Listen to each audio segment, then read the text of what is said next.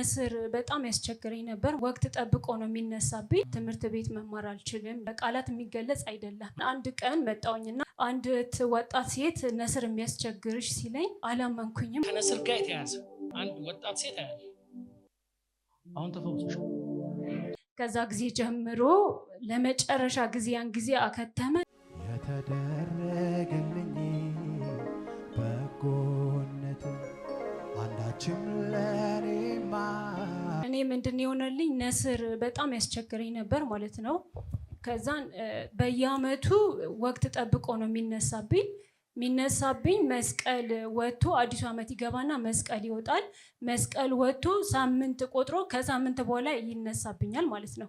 ያ ጊዜ በጣም የጭንቅ ጊዜ ነው የሚሆንብኝ። ራስ ምታት አለው። ራስ ምታቱ ይሄ በቃላት የሚገለጽ አይደለም።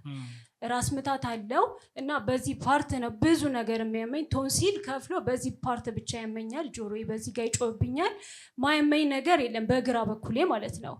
ከዛን አንድ ቀን መጣውኝና እንደዚህ ተጋብዤ ነው የመጣሁት። እዚህ አካባቢ ነው ቁጭ ያልኩት። አንድ ወጣት ሴት ነስር የሚያስቸግርሽ ሲለኝ ከነስር ጋር የተያዘ አንድ ወጣት ሴት አያለ በተደጋጋሚ የሚመጣ ነው። አንቺ ነሽ አሁን ተፈውሰሽ አንድ አይኗን አይነ ስውር አረጋለሁ ያለ መንፈስ እግዚአብሔር መጣው። አሜን አሜን አሜን። ከዚህ ቀን ጀምሮ አታዩ። አሜን ፈወሰሽ። አሜን ኃይለኛ ፈውስ አለፈ። አሜን። ከዛን የሆነ ቀን እንደምድን አውቃለሁ። ነስር ደግሞ የብዙ በሽታ ምልክት ነው ተብሎ ይነገረኛል ማለት ነው ስሰማ። ከዛን መነሳትም አልፈለኩም፣ አንገራገርኩኝ። ከጎን ያለችው እህት አላቅም ምን እንዳልኳት ተነሺ ምናምን ብላ አበረታተችኝ ማለት ነው። ከዛን ተነሳው። አንቺ ነሽ? አዎ።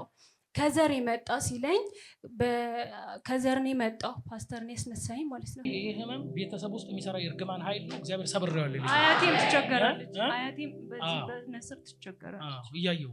አሜን። እግዚአብሔር ሰበርኩት ይለኝ። አሜን። ከሚቀጥለው አመት በኋላ ካንቺም ከአያትሽም ላይ አሜን ነስር አታገኙ። ከዘር ነው የመጣው። ከዘር ምናምን የሚመለክ ባዕድ አምልኮ አለ። በጣም ረጅም ጊዜ ፈጀ ማለት ነው። የአያቶቼን ቅድመ አያቶቼን ብዙ ዘመናቸውን የበላ ከዛን ነበረ እሱ ምናምን ነገር። በየአመቱ ይከበራል። አመት ገብቶ መስቀል ይወጣና ምንድነው የሚባለው ኬሎ ትልና አያቴ ስትሄድ አስታውሳለሁ። በየሳምንቱ ትሄዳለች፣ ይታረዳል። ኬሎ ማለት አደይ አበባ ነው ስሙ። በእሱ ነው የተሰየሙ መሰለኝ። ከዛን እሱ ተይዞ ሳር ተይዞ ምናምን ይካሄዳል።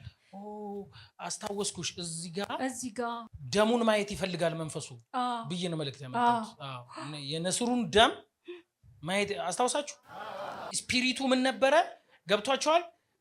በኤኒሚስ በዛ ታይም ላይ ነስር እንዲንጠባጠብ ያደርግና ደሙን እንደ መስዋዕት የሚያይ መንፈስ ነበረ። መልእክቱን ትዝ አለኝ። ለዛ ነው።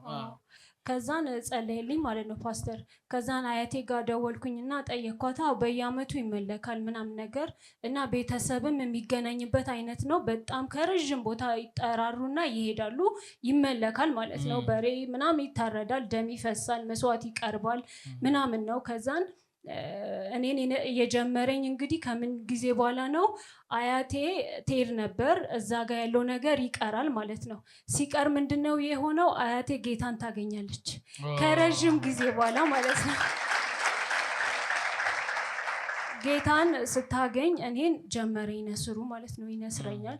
ትምህርት ቤት መማር አልችልም። ሌሊት ነስሩን ለየት የሚያደርገው ነገር ምንድነው? እንደ እሳት ነው እያቃጠለኝ የሚወርደው። በአንድ ፓርት በግራ በኩል ብቻ ነው ኤቭሪ ነገር የሚያመኝ በግራዬ በኩል ነው።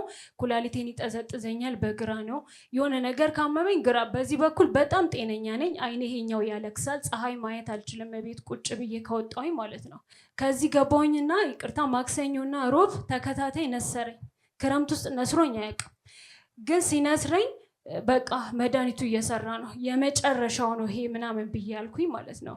ሌሊት ከእንቅልፌ ይቀሰቅሰኛል። ስለሚያቃጥል እነሳለሁ ማለት ነው። እያልኩኝ ማለት ልጮም እችላለሁ ስለሚያቃጥለኝ። ከዛም ፓስተር ጸለየልኝ። ክረምት አካባቢ ነው። እግዚአብሔር መንፈስ አሁንም ምን ይለኛል መሰለሽ? የሚመለክ መንፈስ አለ ዘር ማንዘር ውስጥ። እሱ መንፈስ እርድ ቆሞበታል እና ይሄን በዚህ ደም ይስቃል። እግዚአብሔር ግን እንደዚህ በላት ይለኛል፣ መትቼዋለሁ ይለኛል። መስዋዕት ነው ይላል። በኢየሱስም ሰብሬዋለሁ። ደምሽን አያይም፣ ደምሽን አይጠጣም፣ በደምሽ አይስቅም። አሜን። እንጂ ሰስኔ የሰራዊት ጌታ እግዚአብሔር እንዲላል ሰበርኩት ይለኛል። ከዛን ወቅቱን ጠብቄ ስል የለም ጠበኩኝ። እስቲል እየጠበኩኝ ነበር፣ የለም። እግዚአብሔርን እጅግ አድርጌ አመሰግነዋለሁ። ማንም ያላየልኝ ነገር ነበረ። እነጫነጫለሁ፣ ምንም ሰላም የለኝም ምናምን ነበር። ከዛ ጊዜ ጀምሮ ለመጨረሻ ጊዜ ያን ጊዜ አከተመ። አሁን በጣም ጤነኛ ሰው ነኝ። እግዚአብሔርን አመሰግናለሁ።